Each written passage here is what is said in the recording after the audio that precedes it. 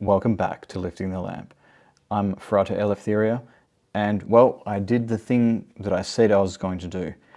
I have gone back and I've looked at the remainder of the big PDFs that were part of the first tranche of the Department of War's release of UFO files, with the exception of one of those PDFs, but only because it's a document, it's a report that has already been published in 1999 and we already know its contents. And then in addition to that, I've looked at the latest footage that was released in the second tranche of UAP or UFO disclosure, as well as a few other little bits of audio and PDF that were disclosed as part of that tranche. So I'm fully up to date on all of the stuff that the US government has disclosed to date. And I'm going to summarize that, save you the trouble of pouring through thousands of pages worth of files. And what I'll say is this: with regard to the remaining documents in Tranche 1, we get a bit more information about a bit more different topics surrounding the UFO UAP issue, but again, nothing earth-shattering, nothing we haven't known for the past 70 or 80 years. With regard to the second tranche of files, specifically the video footage, I'll say, I'll admit there were some things in there that were pretty impressive, pretty interesting little videos of really unexplainable phenomena. And a lot better than what we got in the last round, but still not quite the explosive disclosure that everybody is looking for, I'm sure. I joked with somebody on a Signal chat that I'm in a couple of weeks ago, maybe a week ago, that until I see a giant black pyramid craft descending down and covering the Great Pyramid of Giza, like that scene in the Stargate movie, I'm not going to be satisfied with the disclosure that we have. And I was exaggerating a little bit, but I'm sure that the government, the US government, particularly in the deep state, knows some very shocking things that they simply have not revealed yet. So I would really like to know what those are. And still nothing on the Roswell crash, so that's a bit disappointing. But I'm going to go through now, so you don't have to, and give a summary of what I have found in the remainder of the UFO files. And one thing that I noticed when I visited the website again, the Department of Defense, Department of War, whatever they call themselves now, when I visited that website again to look at the new documents and refreshed the page, I noticed that the ordering of the documents is different now. So the ordering that I gave in my previous video on this topic doesn't seem to apply anymore, unfortunately. So in case something tricky like that happens again, I'm going to give you the name of the document, or at least an indicator of part of the name of the document, because it's just a jumble of meaningless to the rest of us letters and numbers most of the time. So that's going to be my approach tonight, and let me tell you, first of all, what was in those remaining PDFs from the first tranche of documents. So the first thing that I found was a piece of information that vindicated my theory from the last video that this one particular alleged photo of a UFO was in fact not genuine and was created using a certain effect, using a liquid droplet rolling across the film.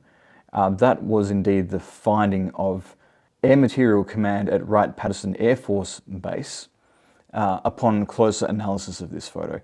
So there's documents going through the analysis of this photo, and this is in the FBI documents, the bundle of documents with the number ending 004. That's what it's labeled as. And page 112 gives an analysis of this photo. And so the events leading up to that is one Colonel Gasser gets his hands on the photograph, on the negatives, and has a look at them and doesn't think that there's any tampering that's happened. So he is initially of the view that the photos are genuine, and then they get passed on to the Air Force Office of the Chief Technical Intelligence Division, Intelligence Department Air Material Command at Wright-Patterson Air Force Base.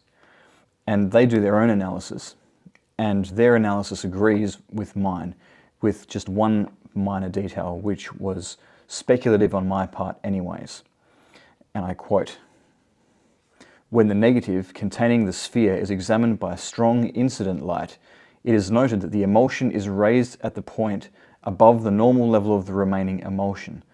This indicates that either a drop of warm water or a drop of developer struck the film at this point and rolled down this negative and the succeeding negative."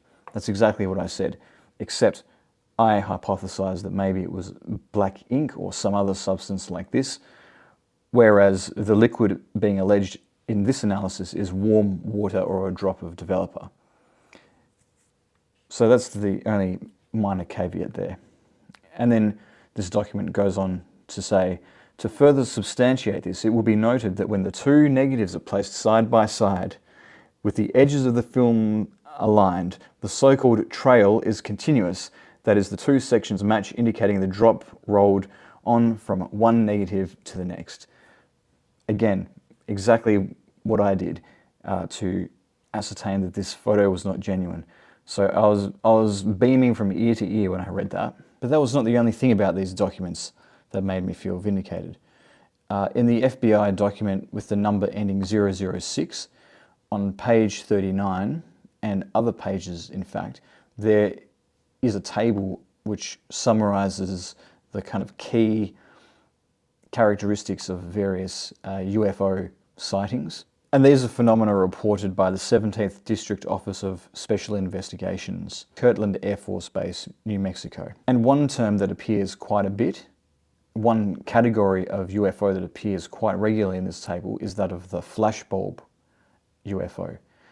And when I saw this terminology, it immediately got my attention because, of course, the flashbulb is one of the main categories of UFO that is classified by people who practice CE5 meditations and then see certain phenomena in the sky. In fact, a flashbulb was the first UFO that I saw as a result of doing the CE5 protocols. But there's tons of videos of them out there. And so, to me, this got me thinking about Dr. Stephen Greer again, and the fact that he says he has all these contacts in the military and the intelligence community. And this seemed to vindicate him in a way, in terms of knowing people who really are in the know, because it looks like this jargon of describing certain types of UFO has made its way into the CE5 material from these official reports from, in this case, from within the Air Force. So that was an interesting thing to note. There were also some documents in these bundles that took things in a very interesting direction compared to some of the earlier documents. For example, in that FBI document ending 008 at page 12, there's a story which is essentially about a woman who was able to channel the beings that were the controllers of the UFOs. Her understanding of what was going on was a bit different. She thought maybe there was some remote technology involved that was beaming information into her head, but it sounds like your typical channeling. So there's a security officer, John Hudson, from the Bureau of Aeronautics, US Navy Department, who is being interviewed, and present at that interview was Commander Lieutenant McQuiston, USN, I guess that's the US Navy. And the document states, Hudson and McQuiston furnished the following information. They advised that the Office of Naval Intelligence had forwarded a file to the Bureau of Aeronautics with enclosures which had been received from retired Admiral Herbert B. Knowles of South Berwick, Maine. According to Hudson and McQuiston, Knowles resided near Mrs. Frances Swan, who had been receiving messages through thought transmission. Swan approached Knowles and advised him that flying saucers were here to help mankind. Information received by Hudson indicated that Knowles became interested in the messages received by Mrs. Swan and felt that the matter should be investigated by the government. Hudson advised that Knowles wrote to Admiral Espy, Director of Naval Intelligence, on the 1st of June 1954, enclosing some of the messages received by Mrs. Swan. Receiving no reply to his original communication, Knowles again wrote to ONI, that's the Office of Naval Intelligence, on the 7th of June 1954. Hudson advised that the first letter that Knowles wrote to ONI contained information that Mrs. Swan was receiving messages through thought control from outer space, and wrote them down as she received them. The letter, according to Hudson, stated that Mrs. Swan would write without any effort on her part, and would write continuously for 4 or 5 hours at a time without getting tired. He stated that ONI had in their possession the transmissions or messages that had been received by Mrs. Swan. So we've got disclosure that received messages from a higher intelligence is a thing from the US government.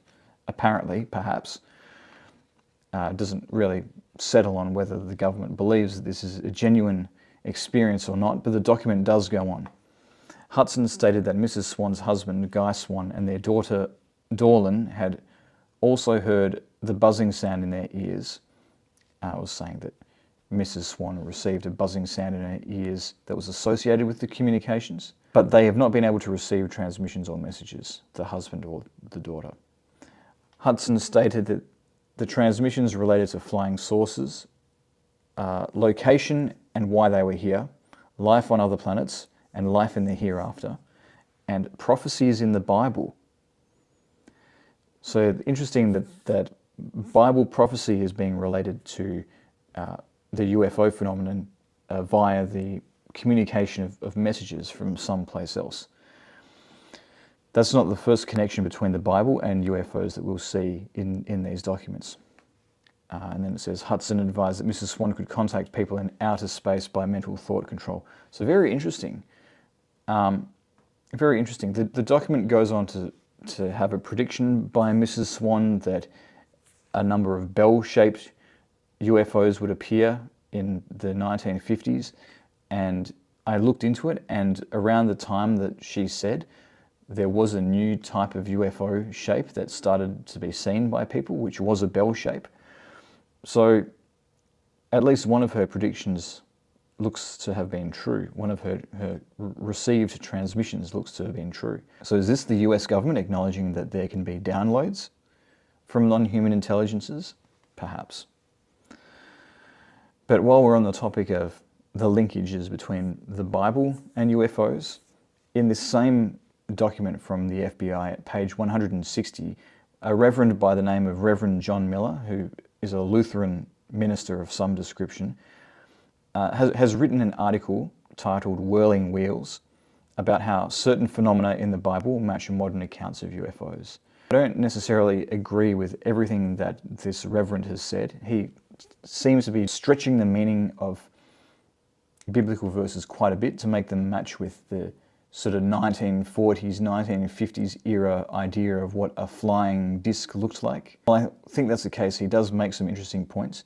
And part of that, of reading too much into things, is he goes down the whole ophonym route again of like the wheels were really the spinning wheels of a UFO flying saucer. I've explained in my last video on this topic why that's taking things too literally. But there are undoubtedly some interesting aerial phenomena that occur in the Bible, and there are some parallels to be drawn here. So I've included some excerpts from this gentleman's report, essay, whatever you want to call it. On the basis of what we have learned, certain events in Scripture now are understandable and acceptable. Enoch, it is reported, went to another world without dying, Hebrews 11, verse 5, as perhaps Moses did also. Jacob thought he had a vision when he saw a ladder set up on the earth and beheld angels or spacemen ascending and descending on it, Genesis 28. He does this annoying thing where he substitutes the word angels for spacemen, assuming that they're equivalent. Just keep that in mind as I read on. The ladder obviously was let down from a spaceship for some purpose or other. Maybe, or maybe it's just a metaphor for entering another dimension in consciousness. Spacemen had a particular interest in Jacob, it seems, angels, for on a later occasion he wrestled with one of them, the spaceman or angel only playing with Jacob until it was time for the spaceman or angel to go, whereupon he partially paralyzed Jacob, Genesis 32. This is something that happens in contact experiences as well. It is interesting to note that the spacemen usually appear around sunset, during the night, or at sunrise. Through some whirlwind-like action, Elijah disappeared into space via a flying chariot, 2 Kings 2, verse 11. Moses and Elijah came to meet Jesus on the Mount of Transfiguration via a bright cloud. We know what these clouds were. The cloud disappeared with them again. And this is something that Chris Bledsoe talks about in UFO of God, when he recounts a conversation that he had with Diana Pasolka, talking about how the use of the terminology cloud in the Bible could be pointing to something similar to an orb.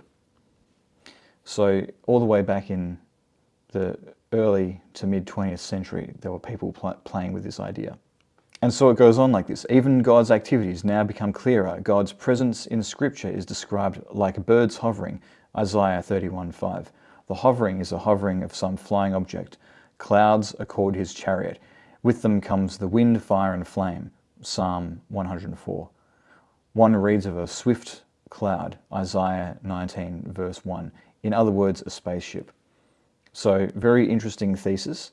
One of the more colourful documents within these bundles of documents that have been disclosed by the FBI. There's some other things in these documents that acknowledge things that the rest of us have known for quite a while. So in the FBI document ending 009 on page 189, there's an acknowledgement in one document that increase in UFO sightings is linked to an increase in nuclear events, essentially. And then in another result ending 10-172, there's some more information. So there's a lot of descriptions of UFOs that seem to phase shift. And the same again in the result ending 1-100, including descriptions of objects that seem fluid. So what I mean when I say phase shift is it'll be one shape and then it will morph into another shape and then it will morph into another shape. There's this kind of malleable quality to certain of these UFOs. And you can kind of see that even in some of the new videos that have been released in the second tranche of files, which I'll show you later tonight. It's not really a description that you see much in other descriptions of them. You usually just hear about the classic disc or the cigar or the orb of light or the sphere or the black triangle. That broadened my knowledge of the phenomenon, I have to say. There were more results vindicating me in terms of things that I have recorded after CE5 sessions.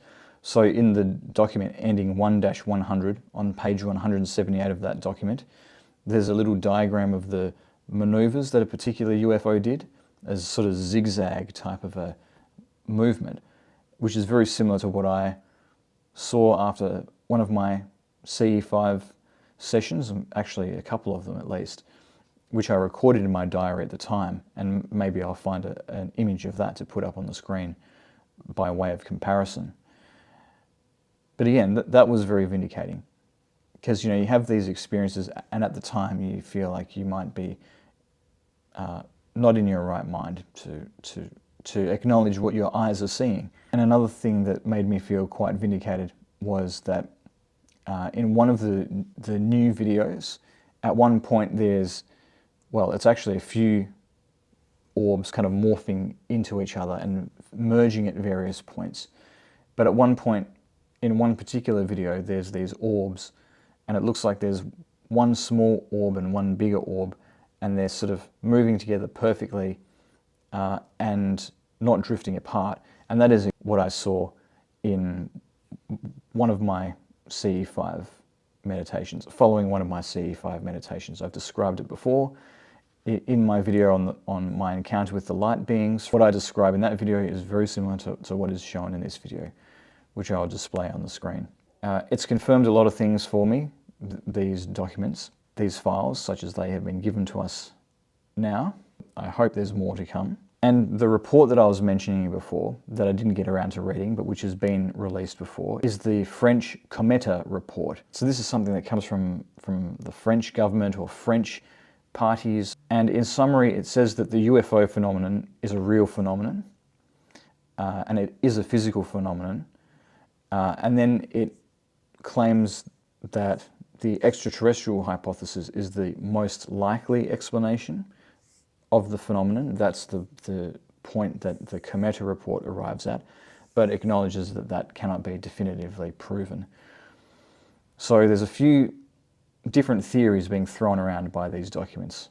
The extraterrestrial theory, that some of these things might be some kind of unknown human technology, and then there's also parallels being drawn with various religious ideas and religious experiences, all of which we already knew, but it's good that it's being acknowledged. And yeah, so all of the documents, all the files together, when you take the highlights out, they paint a very interesting picture. But I would like to see more, because this is just the tip of the iceberg, and there's so much deeper to go. But while we're waiting for that, we can at least appreciate what we have. So I'm going to end this video by giving a compilation, what I think is the most striking footage from the latest tranche of files to be released. But before I do that, I just want to quickly say that I have appeared on a podcast again recently, the Occult Rejects podcast. That was a great interview. I'll leave a link in the description below where you can see that. Now here's a compilation of what I think is the most striking footage from this second tranche of files. Enjoy. So this one I've included because it shows how rapidly they can accelerate. This one I've included because it's just really remarkable how clear the spherical shape is compared to some of the other footage. This one I found quite pretty. The way that the orb has these brilliant rays coming off it, it shows how it kind of can change from bigger to smaller quite rapidly. This is something that we see a fair bit with UAP, including during CE5. This one I included because of the way that it has several different shapes that seem to morph into one another and morph into a different shape. It's quite a long video, but it goes through a few different transformations as this is happening.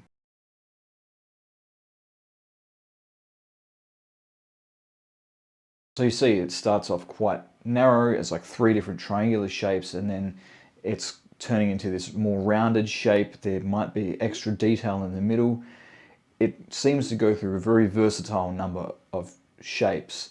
And then this again is a morphing type of UFO, which is interesting because it's very different to your usual shape. It's almost like a little wisp of cloud or some liquid, and this looks like some kind of malleable substance. And this is something that's quite unusual in several of these videos. It almost reminds me of like flubber or maybe a plasmoid type of a material. And it's going through some very odd transformations there. Sometimes bits break away and seem to float in the air on their own. This is the infamous jellyfish that seems to get shot down and splatter. Maybe it's a surveillance balloon. I'm not sure. The footage looks very odd. And then we see another smaller white dot floating in the background. This one's self-explanatory. This footage is just brilliant.